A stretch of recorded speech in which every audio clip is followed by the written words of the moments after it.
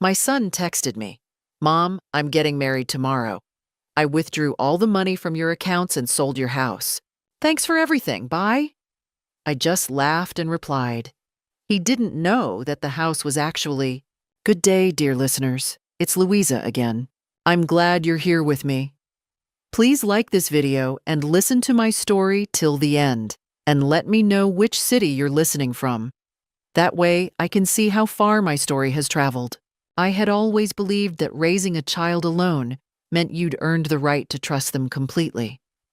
For 32 years, I had been both mother and father to Brad, working double shifts at the hospital, skipping meals so he could have new sneakers, postponing my own dreams so he could chase his. My little house on Maple Street wasn't much, a 2-bedroom ranch with creaky floors and a kitchen that hadn't been updated since 1987. But it was paid off. It was mine. And someday, I'd always assumed, it would be his. That was before everything changed. The first sign came 3 months earlier, on a Tuesday afternoon in late March. Brad had stopped by for his usual Sunday dinner, except it was Tuesday, and he hadn't called first. He seemed distracted, walking through rooms he'd grown up in as if seeing them for the first time, running his hand along the fireplace mantel, studying the vintage wallpaper in the hallway with an expression I couldn't quite read. "Mom, have you ever thought about downsizing?" he asked casually, too casually. Maybe moving into one of those nice senior apartments. Less maintenance, more amenities. I was 63, not 90. I still worked part-time at the community clinic. I could change my own light bulbs, thank you very much. "I like my home, sweetheart," I'd said, laughing it off. "I'm not ready for shuffleboard tournaments just yet." He didn't laugh back. He just nodded slowly, then changed the subject to his new girlfriend, Tiffany. "A yoga instructor," he said. Very spiritual. Very focused on building a future together. They'd only been dating 2 months. The second sign came when I noticed charges on my credit card statement. Small ones, nothing alarming individually. A $47 purchase at a jewelry store. $120 payment to some legal document service I'd never heard of. When I called Brad to ask if he'd borrowed my card, he got defensive. "Why are you interrogating me, Mom? I paid you back, didn't I?" He hadn't. Then came the requests for money. First $500 for a business opportunity. Then $1,200 for emergency car repairs. Each time he promised to pay me back within the month. Each time the deadline passed in silence. When I gently reminded him, he sighed heavily, as if I were being unreasonable, as if I were the burden. "You know I'm good for it, Mom. Why don't you trust me?"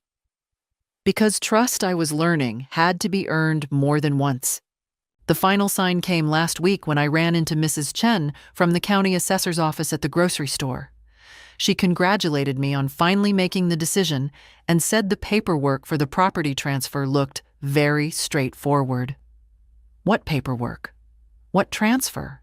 I smiled and nodded, my heart hammering against my ribs, and went home to search through my documents. Everything seemed in order. The deed was still in my name. My bank accounts showed normal balances, but something felt wrong, the way you can feel a storm coming before you see a single cloud. Then yesterday morning, my phone buzzed with a text message that made my blood run cold. "Mom, I'm getting married tomorrow. I withdrew all the money from your accounts and sold your house. Thanks for everything. Bye." I stared at those words until they blurred. My hands started shaking so badly I almost dropped the phone.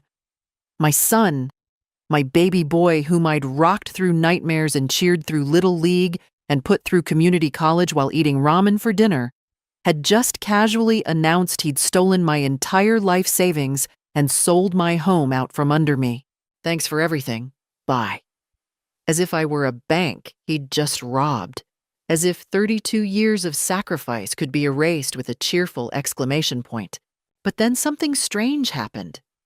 Instead of crying, instead of collapsing, I felt a cold, clear laugh rising in my throat. Because Brad had made one critical, catastrophic mistake. He didn't know what that house really was. He didn't know about the trust. He didn't know about the legal protections I'd put in place years ago after watching my friend Dorothy lose everything to her gambling addict daughter. He didn't know that the house he thought he'd sold was actually owned by an irrevocable trust with me as the sole beneficiary and my lawyer, Richard Chen, yes, Mrs. Chen's husband, as the trustee. Brad hadn't sold my house. He'd sold absolutely nothing. And every signature he'd forged, every document he'd falsified, every dollar he'd stolen was about to come crashing down on his head like a ton of bricks. I smiled at my phone and began typing my response. My fingers hovered over the keyboard for a long moment before I typed, "Congratulations on your wedding, sweetheart. We'll talk soon." Short, calm, revealing nothing. I needed time to think, to assess exactly how deep this betrayal ran. I set the phone down carefully, as if it might explode, and walked to my kitchen table where I kept my important documents in a fireproof lockbox. My hands still trembled as I sorted through bank statements, investment records, and property papers. The damage was worse than I'd initially thought. My checking account, the one I'd foolishly added Brad to 3 years ago just for emergencies, had been completely drained. $17,432 gone. My savings account at a different bank, the one he didn't have access to, was still intact, thank God. $28,000, my safety net, my retirement cushion, still there. But the credit cards told an uglier story. Cash advances totaling nearly $12,000, all taken in the past 6 weeks. The jewelry store charge I'd noticed? Actually, 6 different charges totaling almost $3,000? The legal document service? A company called Easy Estate Solutions that apparently specialized in quit-claim deeds and power of attorney forms. My stomach lurched. How long had he been planning this?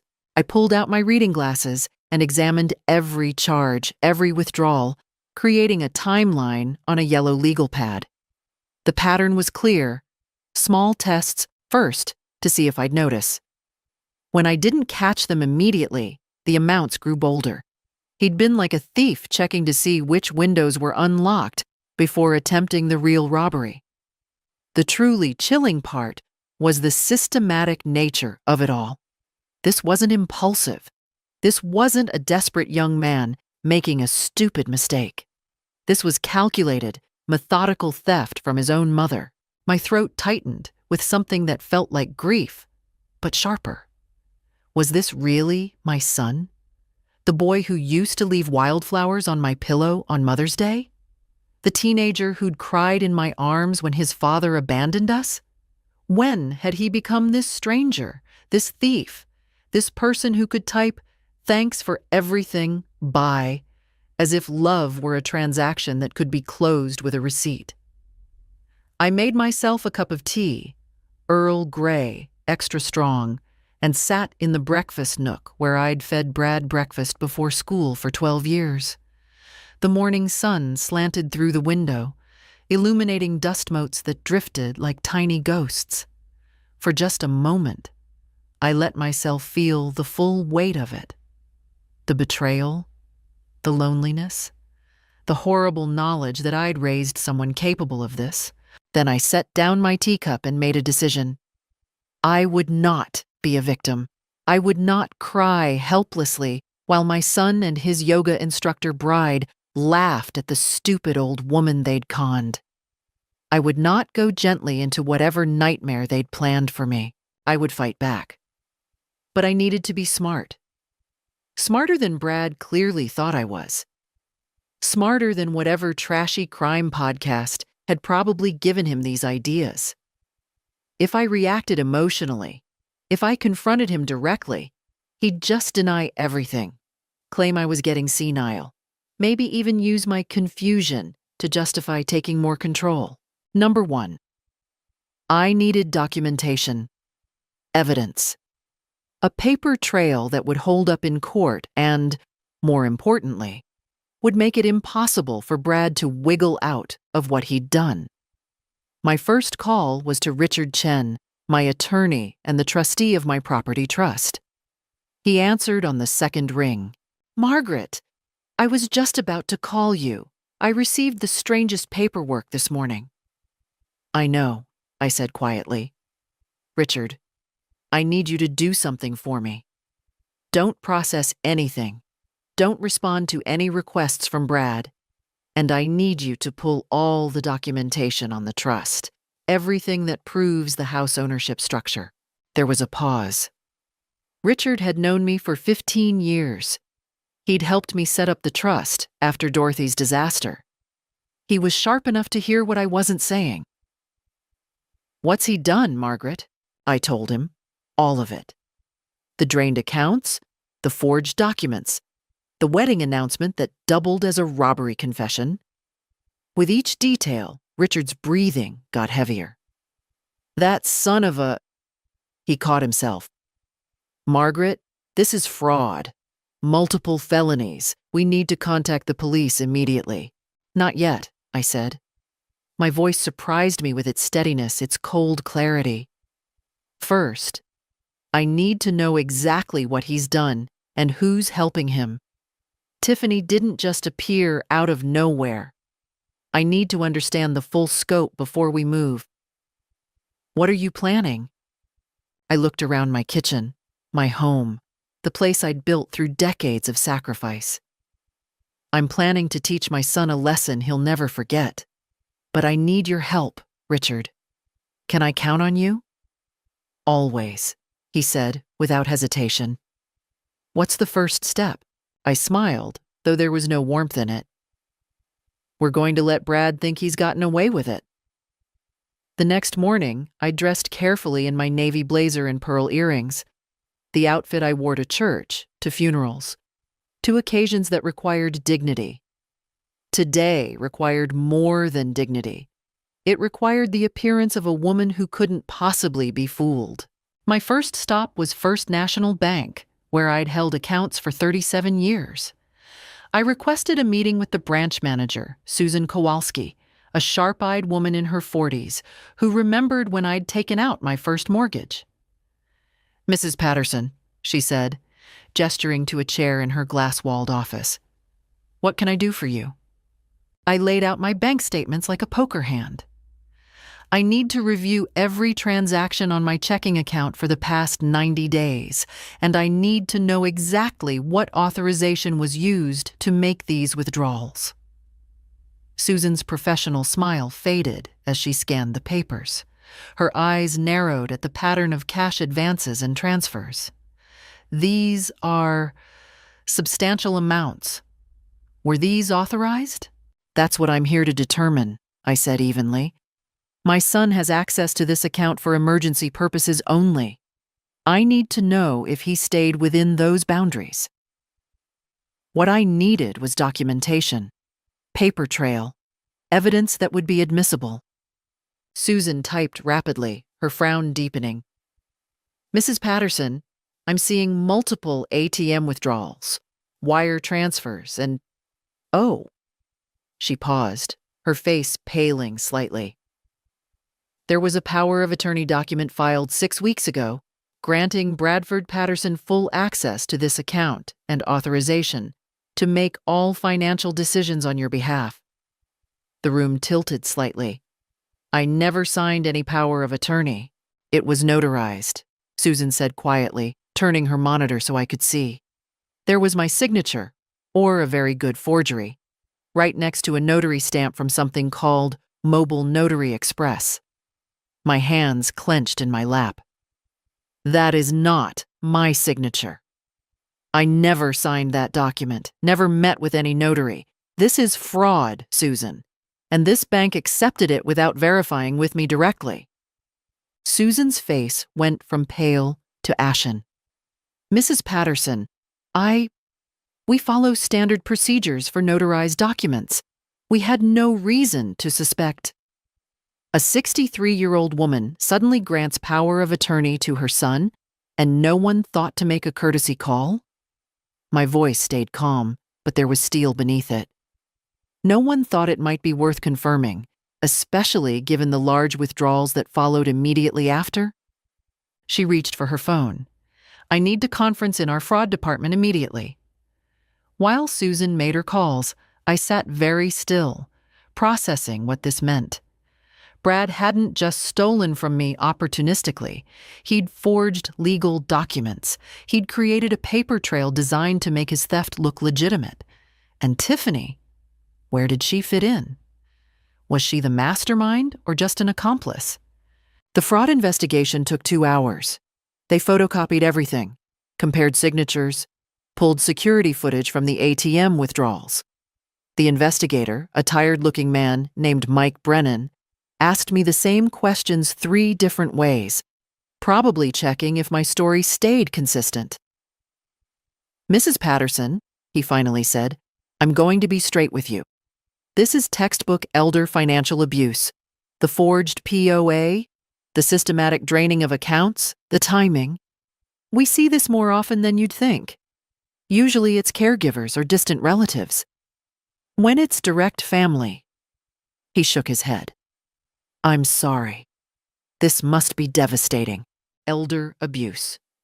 The words hit me like a slap. I wasn't elderly. I wasn't some confused old woman who couldn't manage her own affairs. But that's what Brad had been counting on, wasn't it? That I'd be too embarrassed, too ashamed, too confused to fight back effectively. "What happens now?" I asked. "We file a report with local police. We freeze all accounts he has access to. We begin the process of recovering funds, though I'll be honest, if he's already spent the money, recovery can be difficult. And you'll need to decide whether to press criminal charges." Whether to press charges? Against my own son. Against the child I'd raised, sacrificed for, loved unconditionally. But that child was gone, wasn't he? Or maybe he'd never existed. Maybe I'd been so busy being both mother and father that I'd failed to see what I was actually raising. "Press charges," I said clearly. "All of them," Mike nodded approvingly. "Good. Too many victims try to handle this privately, and the abuser just moves on to the next target." He paused. "There's one more thing. You mentioned he claimed to have sold your house?" "He texted me saying he'd sold it. But the house is held in an irrevocable trust. He can't legally sell something he doesn't own. Can I see that text?" I showed him. Mike's eyebrows rose as he read Brad's casual confession. "Ma'am, he's texted you a confession to attempted real estate fraud. Do you have any idea how rare that is? Most criminals aren't this forthcoming." "My son apparently thinks I'm too stupid to understand what he's done," I said, "or too weak to do anything about it." Mike smiled grimly. "Then he's in for a surprise." After the bank, I drove to the county clerk's office. Mrs. Chen was there, and when she saw me, her welcoming expression crumbled into confusion and concern. "Margaret? I thought, didn't you approve the property transfer? The paperwork had your signature. Can I see it?" My voice was steady, but my heart hammered. She pulled the file. There it was, a quitclaim deed transferring my property from the trust to Bradford Patterson, dated 1 week ago. My signature, another forgery. This one even sloppier than the bank document. The notary stamp was from the same Mobile Notary Express. "This is fraud," I said quietly. "I never signed this. The property is held in trust, and even if I wanted to transfer it, there's a specific legal process that requires the trustee's involvement. Did anyone verify this with Richard Chen?" Mrs. Chen's hands shook as she examined the document more closely. "Oh my God! Margaret, I'm so sorry.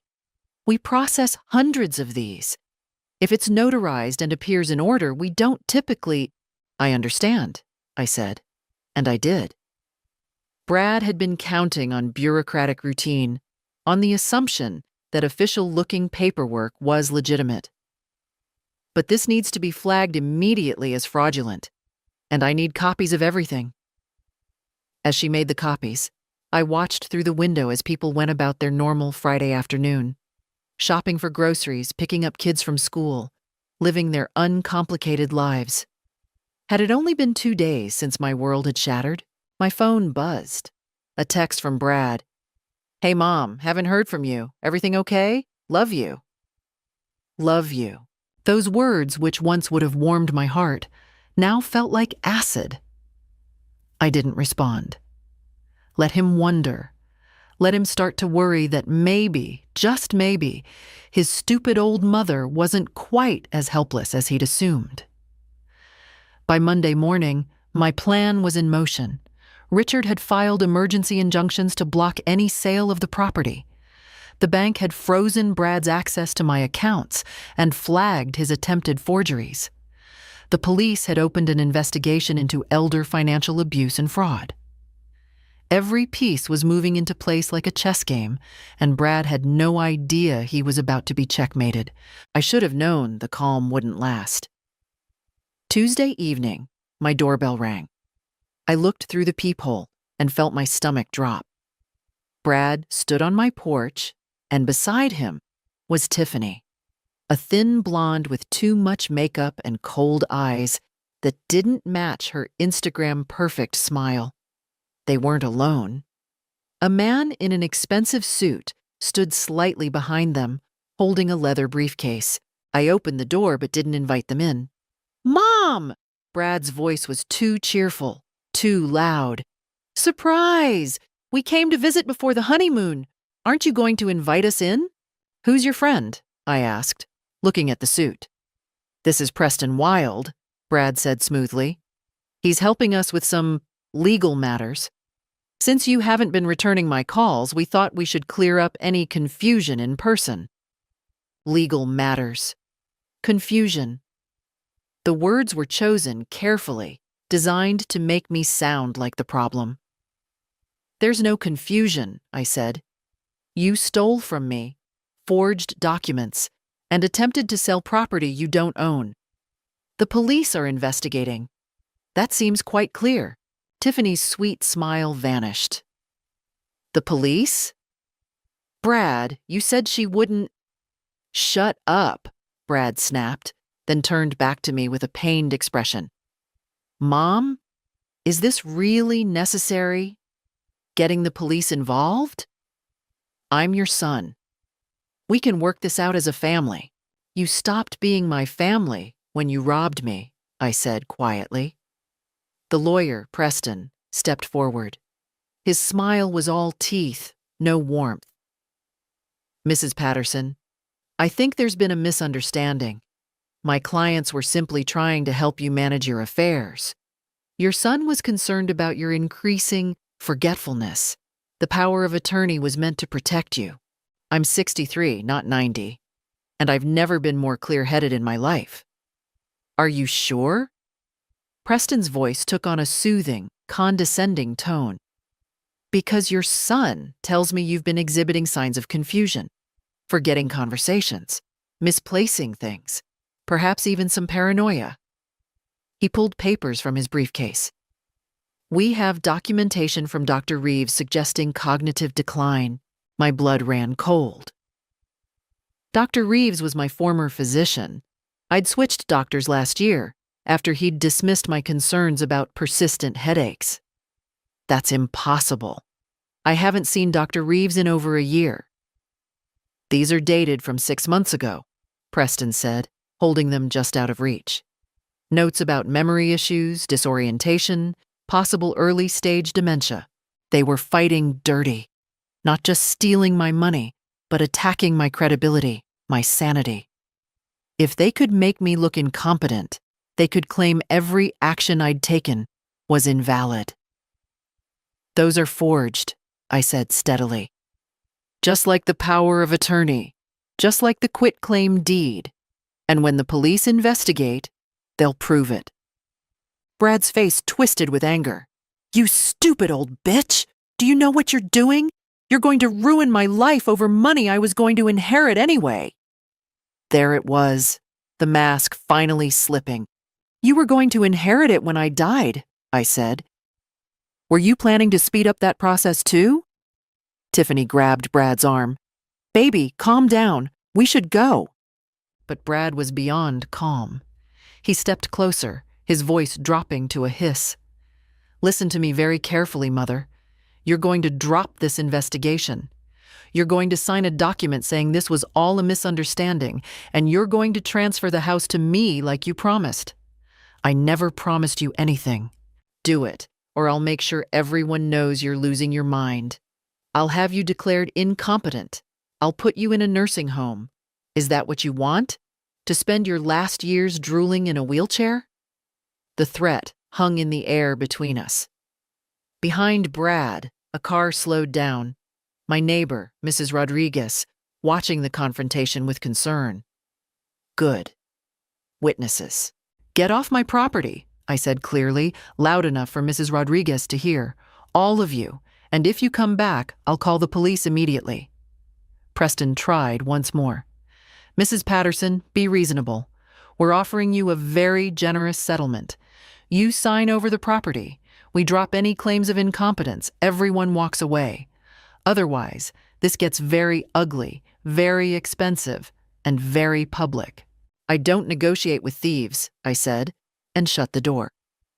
Through the peephole, I watched them argue on my porch. Tiffany was furious, gesturing wildly. Brad looked like he wanted to kick the door down, but Preston herded them toward the car, probably calculating that assault charges wouldn't help their case. When they finally left, I collapsed against the door, shaking. My phone buzzed. Mrs. Rodriguez texting, "You okay? Want me to call police?" I texted back, "I'm fine, but thank you for watching." But I wasn't fine. The threats had rattled me more than I wanted to admit. They weren't just fighting for money anymore. They were fighting for their freedom, and that made them dangerous. I gave myself 3 days. 3 days to stop jumping at every sound, to stop checking the locks obsessively, to breathe without feeling like my chest was in a vice. I ate soup, watched old movies, and let my mind rest. By Friday, the fear had crystallized into something harder, colder, determination. The envelope arrived Saturday morning, hand-delivered, no return address. Inside was a single sheet of paper and a check for $50,000. The letter was typed, impersonal. "Mrs. Patterson, this payment represents fair compensation for any inconvenience. In exchange, you will sign the attached agreement releasing all claims against Bradford Patterson and Tiffany Monroe. This is our final offer. Decline, and we proceed with competency proceedings. You have 48 hours to decide." $50,000. They were trying to buy my silence, to make this whole nightmare disappear with a check. I wondered whose money this even was. Had they already sold something else of mine? Taken a loan against the house they didn't actually own? I photographed the letter and check, then called Richard. "They're scared," he said immediately. "People don't offer settlements unless they know they're losing. This is admission of guilt, wrapped in intimidation." "What do I do with it?" "Nothing. Don't cash it. Don't respond. Let the 48 hours pass. Let them sweat." But they weren't content to wait. Sunday afternoon, a different approach arrived, this time via Tiffany alone. She appeared at my door in yoga pants and an oversized sweater, makeup minimal, eyes red-rimmed. The Instagram goddess had been replaced by a vulnerable young woman who looked barely old enough to drink. "Mrs. Patterson," she said softly, "please, can we talk? Just the two of us?" Against my better judgment, I let her in. We sat in my living room, the same room where Brad had played with trucks as a toddler. The irony wasn't lost on me. "I love him," Tiffany began, twisting her hands. "I love Brad so much, and I know what this looks like, but you have to understand. He's not a bad person. He's just desperate." "Desperate for what? He has a job, an apartment." "He's in debt. Serious debt. She looked up, tears spilling. Gambling. He owes people, dangerous people. They were going to hurt him, Mrs. Patterson. He was just trying to save himself. The sympathy play. The tragic backstory meant to make me feel guilty for protecting myself. If Brad is in trouble, there are legal ways to handle it. Bankruptcy, debt consolidation, not stealing from his mother. But it wasn't stealing. Tiffany leaned forward, earnest. He always planned to take care of you. We were going to buy you a condo, make sure you were comfortable. You'd still have everything you need, just in a different form. I don't need you to decide what I need, I said coldly. Her expression shifted, just for a moment. A flash of calculation before the mask returned. You're being selfish. He's your son. Your only child. Are you really going to send him to prison over money? He sent himself to prison the moment he forged my signature. Tiffany stood abruptly, the vulnerable girl disappearing. You're going to regret this. Brad has friends, connections. That lawyer? He specializes in elder competency cases. He's gotten dozens of old people declared incompetent. Your age, you're living alone, one doctor's statement, that's all it takes. Are you threatening me? I'm warning you. She moved toward the door, then paused. Last chance, Margaret. Take the money, sign the papers, or lose everything, including your freedom. After she left, I sat very still, processing. They'd tried force, tried money, tried sympathy. Each approach more desperate than the last. They were running out of options, and that made them both predictable and dangerous. But I wasn't alone in this fight. Monday morning, I met with my support group. Not an official organization, just 4 women who'd been meeting for coffee every week for the past decade. Dorothy, whose daughter had stolen her retirement. Linda, whose nephew had forged her will. Carol, whose son-in-law had tried to have her declared incompetent. And Susan, who'd fought off 3 different relatives trying to exploit her widowhood. We called ourselves the Coffee Clatch, but we were really survivors comparing battle scars. When I told them my story, there was no shock, no disbelief, just grim recognition and immediate, fierce support. You need security cameras, Dorothy said immediately. They're escalating. Next comes breaking and entering misplaced medications, manufactured evidence of confusion. And you need witnesses, Linda added. People who can testify you're competent, sharp, fully aware. Start documenting every interaction. Keep a daily journal, dated and detailed.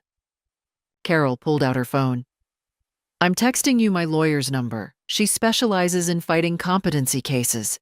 You need someone ready to counter whatever Preston Wild files. Susan just squeezed my hand. You're doing the right thing. Don't let them make you doubt that.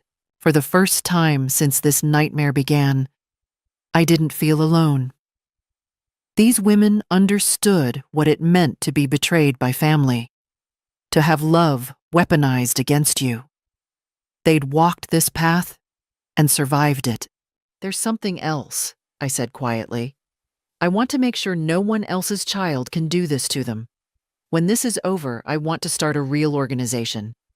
Education, legal resources, support for victims of family financial abuse. Dorothy smiled. Now you're thinking like a survivor instead of a victim. That's when you've already won. They came on Wednesday evening, all 3 of them again, Brad, Tiffany, and Preston Wild. But this time, their energy was different. Brad carried flowers, Tiffany had a bakery box, and Preston wore an almost apologetic smile. Mom, Brad said when I opened the door, we've been doing this all wrong. Can we please start over? Just talk? Like family? Every instinct screamed not to let them in, but I'd installed the security cameras Dorothy recommended. Everything would be recorded, and sometimes you had to let the snake show its fangs before you could prove it was poisonous. You have 15 minutes, I said, stepping aside. They settled in my living room, Brad and Tiffany on the couch, Preston in the armchair.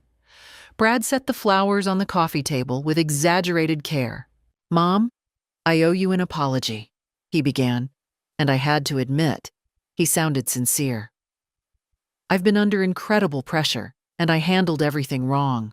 The debt, the stress. I wasn't thinking clearly.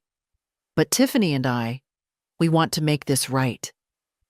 "We've been talking to a counselor," Tiffany added, reaching for Brad's hand, "about healthy family communication, and we realize we violated your trust."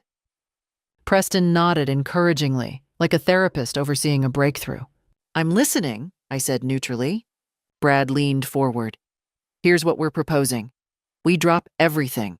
The property transfer, all of it. You drop the police investigation. We do family therapy together, rebuild our relationship the right way. What do you say?" It was so reasonable, so mature, so obviously a trap. "And the money you stole? I'll pay it back," Brad said quickly. "A payment plan, whatever works. Just, please, Mom. I can't have a criminal record. It'll ruin my life. I'll never get a decent job, never be able to—" "You should have thought of that before you forged my signature," I said quietly. The room's temperature seemed to drop. Brad's sincere expression flickered. "Mom, be reasonable. I am being reasonable. You committed multiple felonies. Actions have consequences." Tiffany's voice went sharp. "So you'd rather punish him than have a relationship with your own son? I'd rather teach him that you can't destroy people who love you without facing justice." Preston cleared his throat. "Mrs. Patterson, I feel I should inform you that we've gathered substantial evidence of your declining mental state. Multiple witnesses will testify to episodes of confusion, memory loss, and irrational behavior." "Multiple witnesses you've paid, you mean?" "Character witnesses," Preston corrected smoothly. "People concerned about your welfare. Your former doctor. Your neighbors who've noticed you wandering confused. The grocery clerk who's watched you forget your own address." "That never happened. Are you sure?" Preston's smile was predatory. "Because in court, it's your word against theirs. And you're a 63-year-old woman living alone, exhibiting paranoid delusions about her loving son stealing from her." Brad stood up, his mask finally crumbling completely. "Just sign the damn papers, Mom. You're going to lose anyway.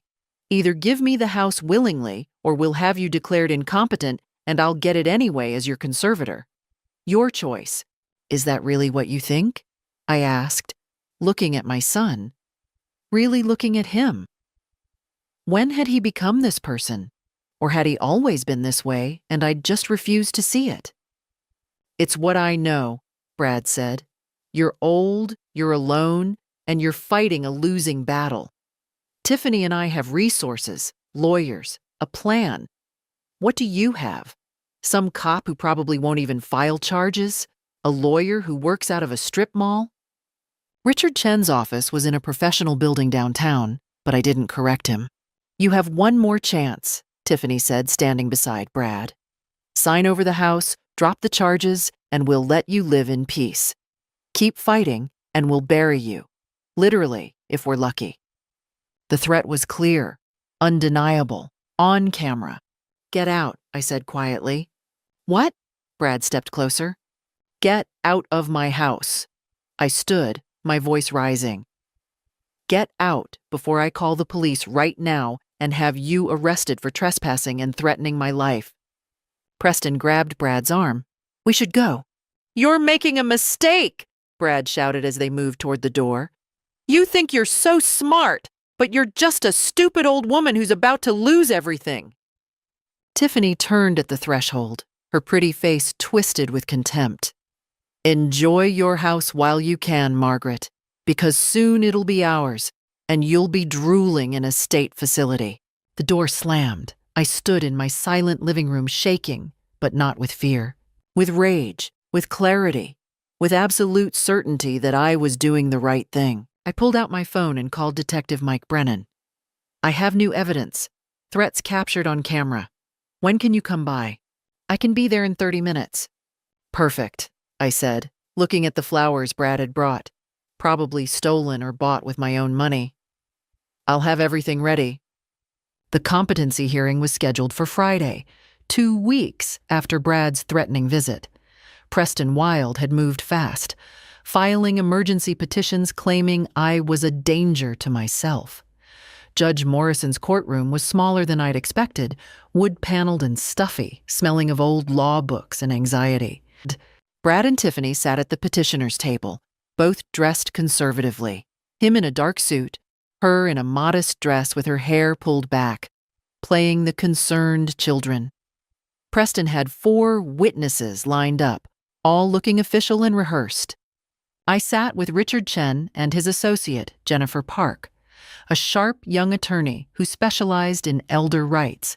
Behind me, in the gallery, sat Dorothy, Linda, Carol, and Susan. My army. Judge Morrison, a silver-haired woman in her 60s, reviewed the papers with a skeptical expression. Mr. Wild, you're claiming Mrs. Patterson is mentally incompetent and requires a conservatorship managed by her son? Yes, Your Honor, we have substantial evidence. Let's hear it then. The first witness was Dr. Reeves, my former physician. He testified about concerning memory lapses and episodes of confusion from appointments that had never happened. Richard let him talk, taking notes, his expression unreadable. Then came cross-examination.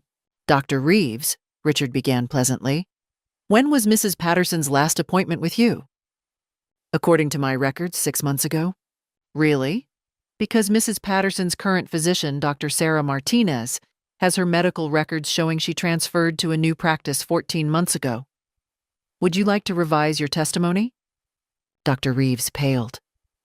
I may have misspoken about the timing.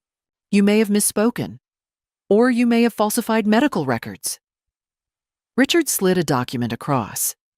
This is a complaint filed with the State Medical Board yesterday, citing your notes as fraudulent. Notes for appointments that never occurred, billing Medicare for services never provided. Would you like to explain that to the court? Preston jumped up. Objection! This is character assassination. This is cross-examination, Judge Morrison said coldly. Sit down, Mr. Wild. Dr. Reeves, answer the question. Dr. Reeves looked at Brad, then at Preston, then back at the judge. I'd like to invoke my Fifth Amendment rights. The courtroom went silent. Judge Morrison's expression could have frozen fire. Step down, she said. Next witness. The grocery clerk came next, a young man who testified about seeing me confused and disoriented in the store. Richard's cross-examination destroyed him in 3 questions. How often does Mrs. Patterson shop at your store? I don't know, maybe weekly? And in all those visits, you remember one specific incident of confusion? Well, it stood out. Because Mr. Patterson paid you $500 to testify about it. Richard produced a bank record. This deposit, the day after Mrs. Patterson filed her police report. Care to explain it? The young man crumbled, admitting Brad had approached him, offered money for testimony. Judge Morrison's face grew darker. Preston's case was collapsing, and he knew it. But he had one more play. Your Honor, even if some witnesses were overzealous in their concern, the fact remains that Mrs. Patterson has exhibited paranoid behavior. She's accused her own son of felonies based on evidence, I said, standing up. Mrs. Patterson, Judge Morrison began. Your Honor, may I speak? I've been quiet while they've paraded liars through here to paint me as senile. I think I've earned the right to defend myself. Judge Morrison studied me, then nodded. Proceed. I stood, facing Brad directly.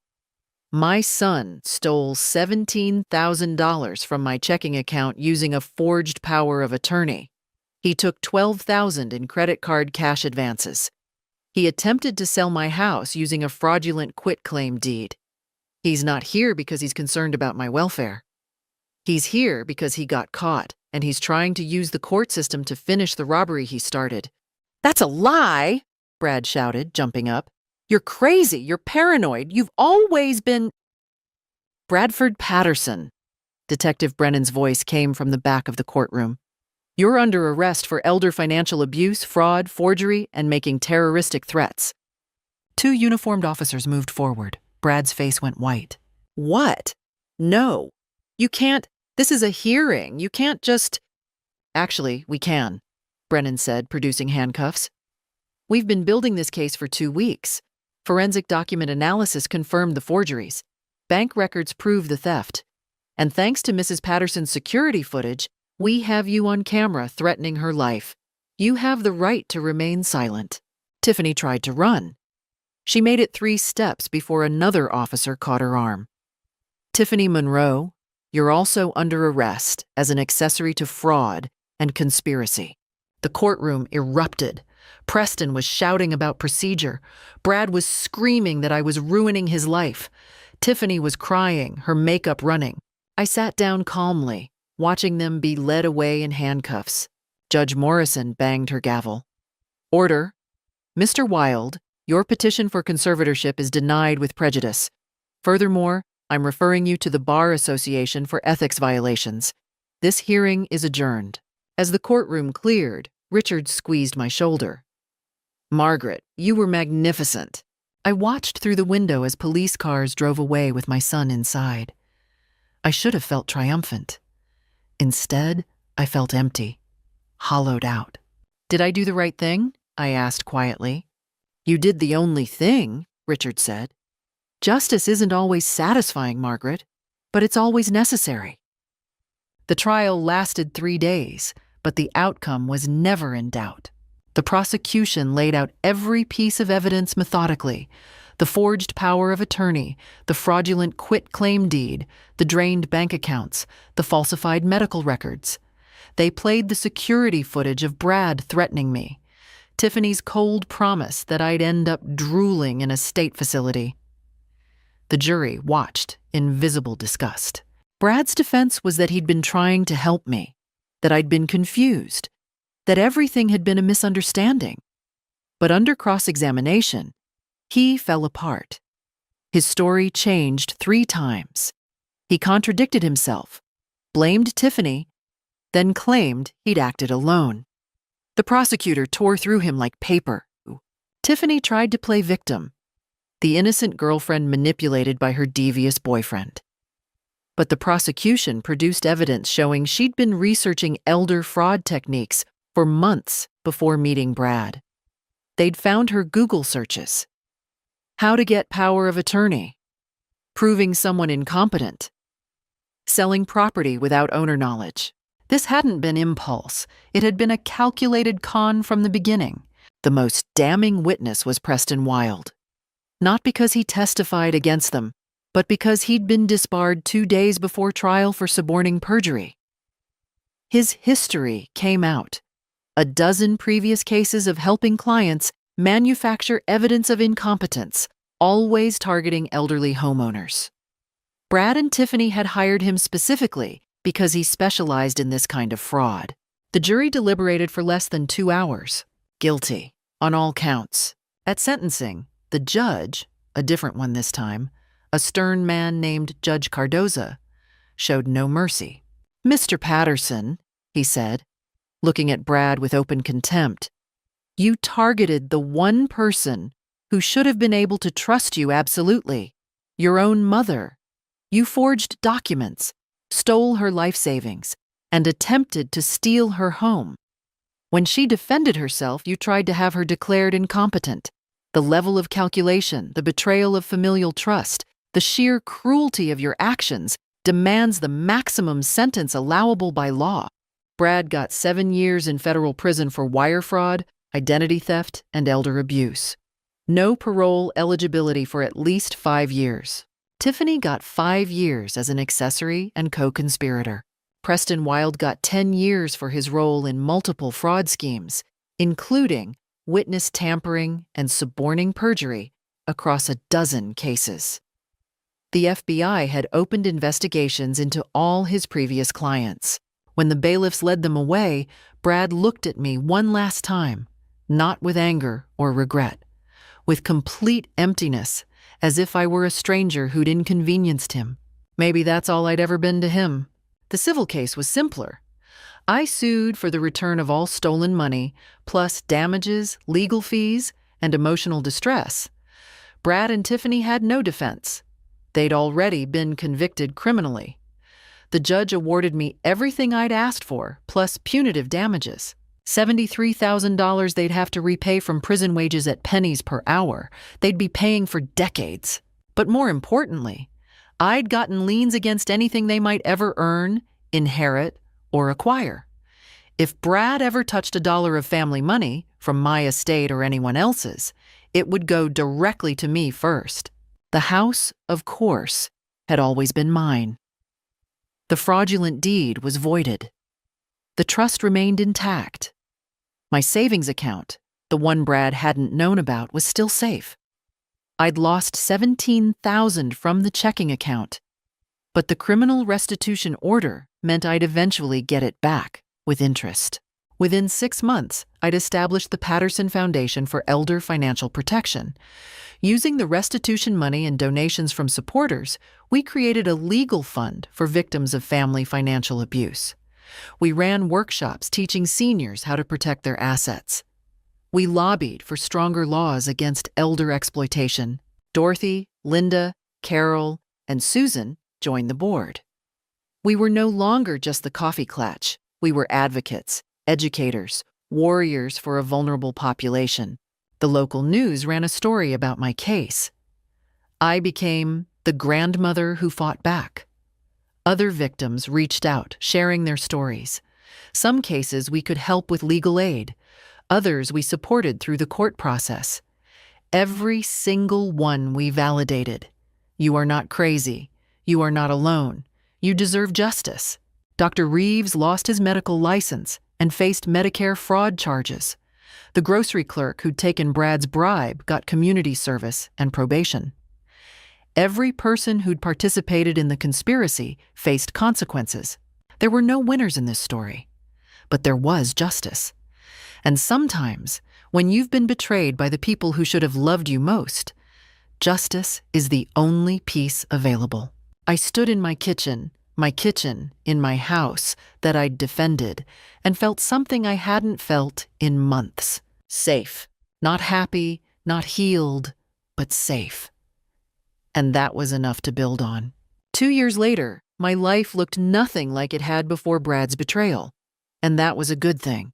The Patterson Foundation had grown beyond anything I'd imagined. We'd helped 43 families fight financial exploitation.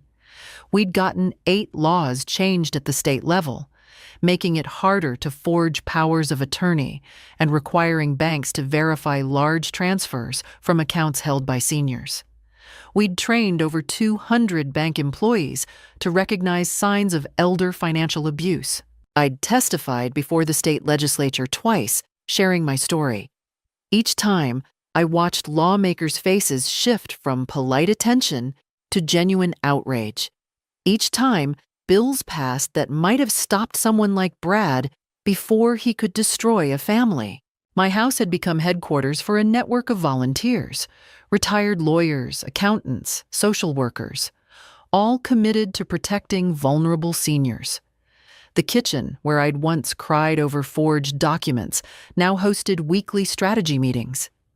The living room where Brad had threatened me now held support group sessions where victims shared their stories and found strength. I'd also found something unexpected. Peace with being alone. Not lonely, alone. I'd spent so many years defining myself as Brad's mother, as someone's caregiver, that I'd forgotten who Margaret Patterson was as an individual. Now I knew. I was a fighter, an advocate, a survivor who'd turned pain into purpose. Dorothy and I had become particularly close. She'd gone through similar hell with her daughter, and we understood each other in ways that people with normal families never could. We traveled together, a cruise to Alaska, a trip to the Grand Canyon, places we'd always wanted to see but had put off while taking care of ungrateful children. Richard Chen and his wife had become genuine friends, not just my attorney. We had dinner once a month, laughed about cases, celebrated victories. Jennifer Park, his associate, now ran the legal arm of the foundation. She was brilliant, fierce, and committed to making sure what happened to me didn't happen to others. Even Mrs. Rodriguez, my neighbor, had become part of this new chosen family.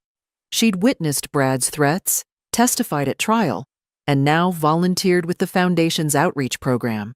My life was full, purposeful, rich in a way that money couldn't buy and family couldn't guarantee. Brad's life, meanwhile, had collapsed completely. Prison had not been kind to him. I heard updates through the grapevine. He'd been transferred twice after conflicts with other inmates.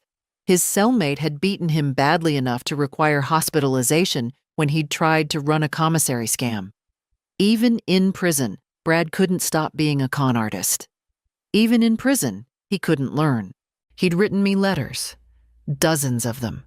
First, angry, blaming me for ruining his life. Then manipulative, claiming he'd found God. He'd changed. He'd learned his lesson. Finally, desperate, begging for money for the prison commissary, for a lawyer to appeal his sentence, for anything. I never responded. I had them forwarded to my lawyer, documented for any future legal proceedings, and filed away. I felt nothing reading them. No anger, no sadness, no satisfaction.